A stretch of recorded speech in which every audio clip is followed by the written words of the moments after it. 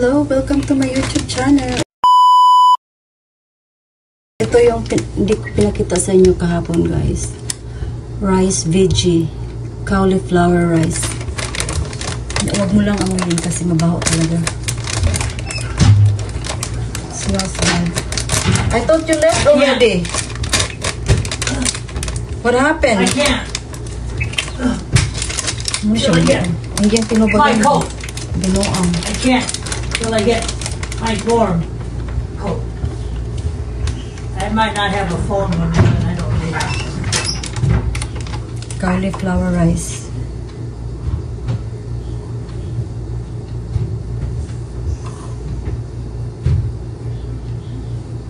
Baho talaga siya.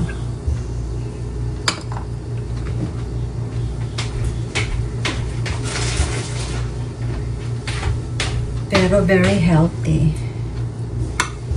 Tapos, ang walang katapos ang munggo.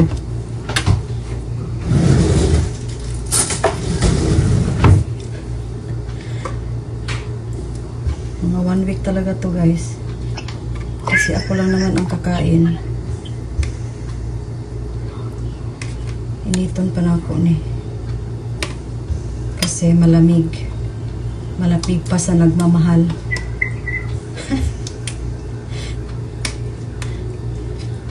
Super lamig. Oh my gosh. Iniwan ko lang to dito sa trabaho. Para hindi na ako magdala everyday. Galunggong pa rin ang partner ng munggos.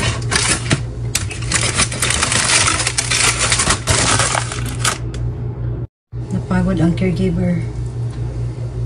Nilinis ko yung cabinet sa CR ng amo ko. Pakita ko sa inyo.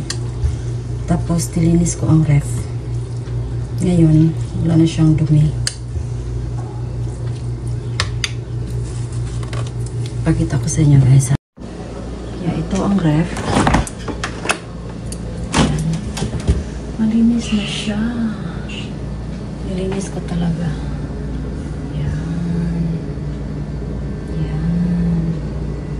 Nilinis ko na. Nilinis ko na.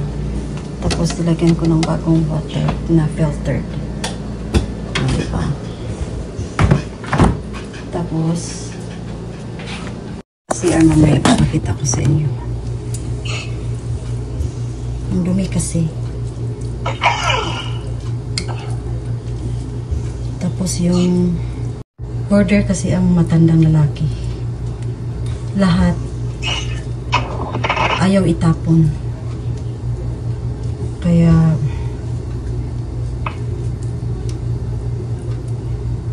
sobrang daming garbage. At ang dami kong natapon na expired na pagkain, 'di ba? Tapos everyday ng grocery. Yung dami kong natapon. Mga 2021, 2005, yung pasta. Tapos kanina, nagtapon ako ng bread. Last January pa ang bread. 2025, pero January. Tapos may September 15. Hindi ko nilinisan ang ref, hindi natin makita na expire na pala. Dami kong tinapon na mga pagkain na nilagay lang ng husband doon na hindi tinapos. Sa daming nagugutom, guys. Oh my gosh.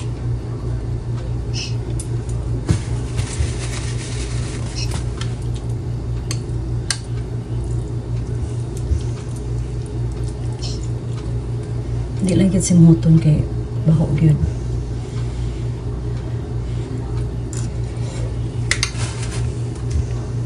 Pero naman ito, right? Imagine na lang ang rice.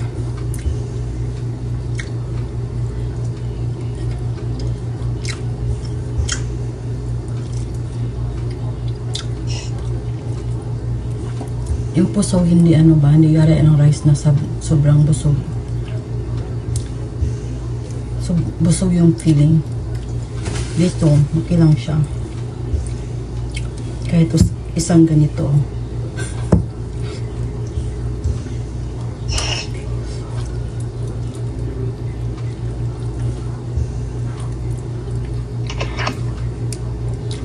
Paborito ko talagang galunggong.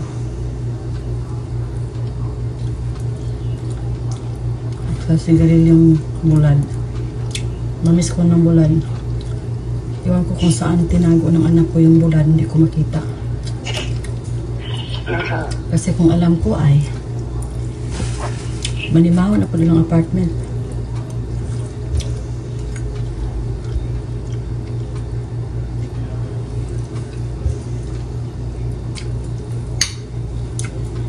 So yun lang guys.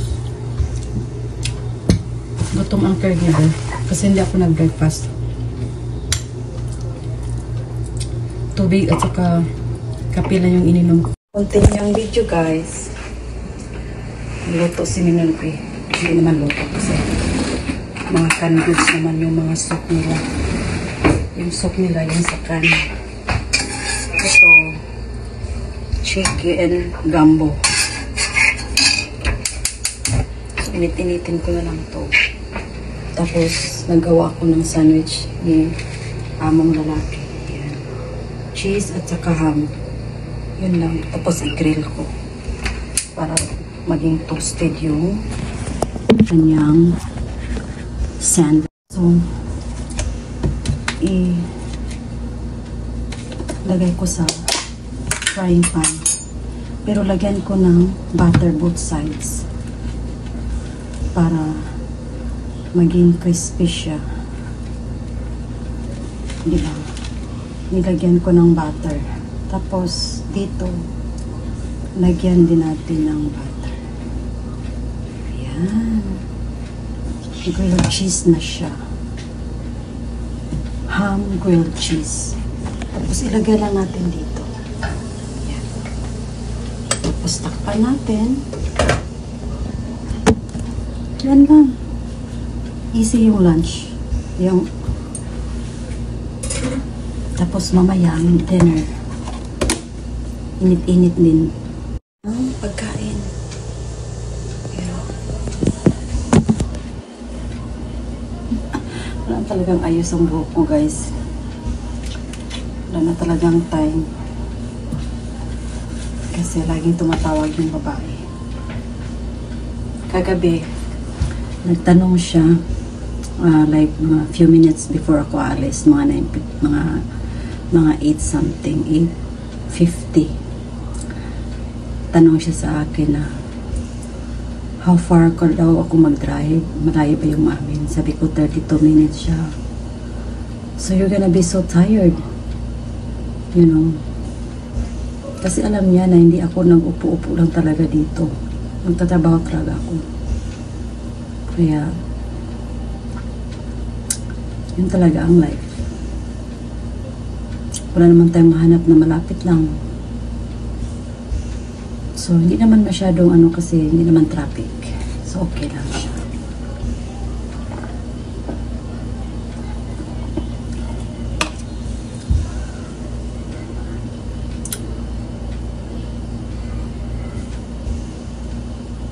Kasi ilang percent na lang yung lungs niya. O lungs, kidney. Basta mga 31%. Yan. Makikita niyo guys. Ito, diba? Gandang tingnan. Tapos, nag-brown siya. Grilled cheese talaga siya. Na may ham. Grilled cheese. Ito sa husband niya. Sa kanya, soup lang gusto niya. So, wala tayong magawa. Yun lang gusto niya.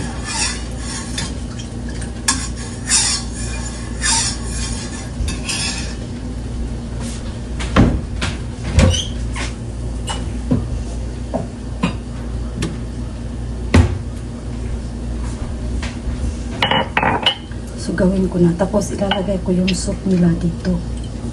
Kasi yung babae, nag-straw na siya. Straw ang ginagamit niya pag bag soup. Iwan ko, pero yun ang gusto niya. So, niready ko na lang ang straw.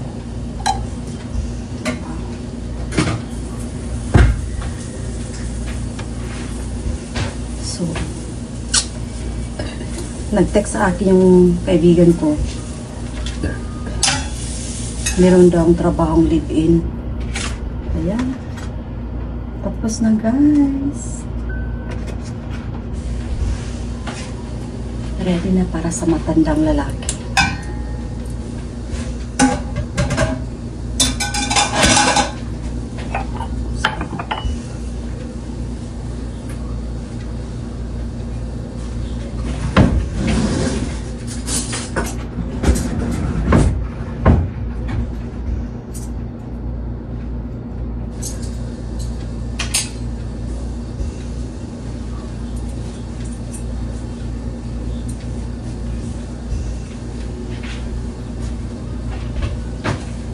So, hindi pa nag-burn. Hindi pa siya nag-burn. So, magugas muna tayo.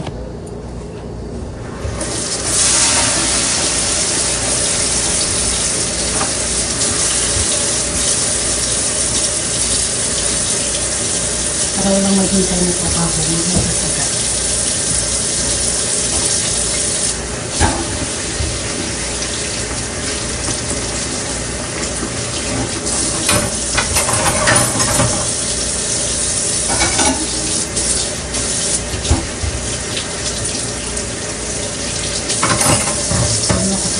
Kasi sobrang daming pagkain nila guys. Pakita ko sa inyo. So dito sa taas, ito ang freezer. Ang daming pagkain guys. Ang daming pagkain. Diba? Ito ang kanilang basement. Diba? Sinong gustong maglinis? Diba? Hindi tayo pwede maglinis dyan. Hindi tayo cleaning lady.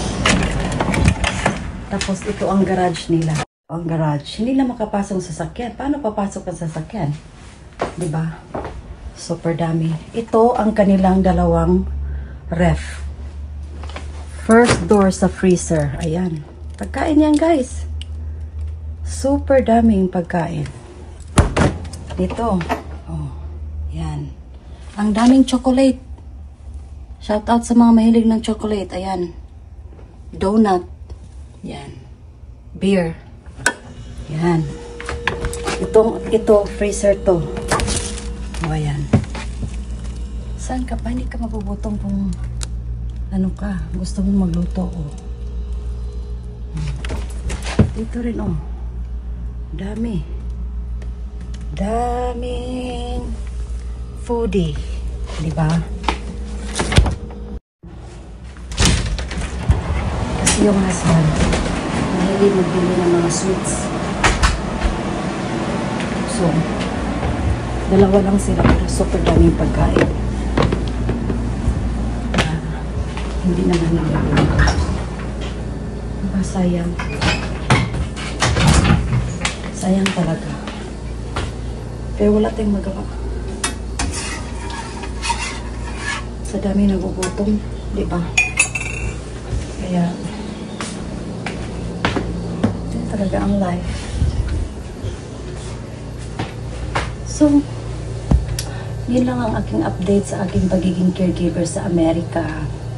Wala na talaga wala nang ayos si Milorby. Wala nang time. Pero everyday ako naliligo. Kasi pag hindi ako maliligo, ano kayang hitsura ng buhok ko? Thanks for watching everybody. God bless everyone.